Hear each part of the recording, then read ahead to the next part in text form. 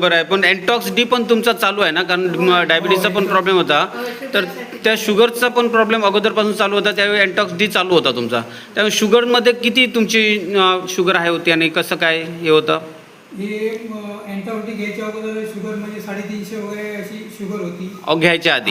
आता अँटीबायोटिक चालू केल्यावर म्हणजे आता 180च्या आसपास अशी. म्हणजे हे पण 3 महिन्यामध्ये बऱ्यापैकी तुमच्यात फरक पडलेला आहे. मग हे सगळ्याच हे करता इतरांना तुम्ही काय सांगाल डायबिटीजबद्दल किंवा हार्ट ब्लॉकेजेसबद्दल, आपल्या HLK आणि टीबद्दल?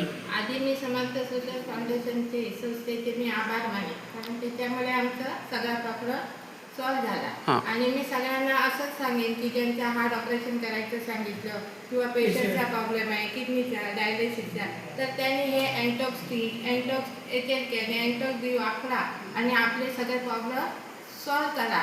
उगाच ऑपरेशनच्या नादी लागू नका. एवढे लाखो रुपये आपण वाचवा. अच्छा, खूप अभिनंदन, खूप अभिमान वाटतो मला समर्थ सोशल फाउंडेशनचा, आणि तुमच्या हे डोळ्यातून अश्रू बघून आम्हाला आता समर्थ फाउंडेशन काम करतोय ह्याचा आम्हाला अभिमान झालेला आहे. आपल्या समर्थ फाउंडेशनचे हे फॉर्म्युले आहेत, हे 100% ना 1001% रिझल्ट देणारे आहेत आणि तसे रिझल्ट दाखवत आहेत, आणि हे तुमच्या माध्यमातून लोकांपर्यंत पोचत आहे, कळत आहे. खूप आभार आहे तुमचे. तुम्ही आमच्या संस्थेवर, आमच्या फॉर्म्युल्यावर विश्वास ठेवलात आणि वापरून तुमचे प्रॉब्लेममधून तुम्ही बाहेर आलात. तर समर्थ सोशल फाउंडेशनतर्फे मी सचिन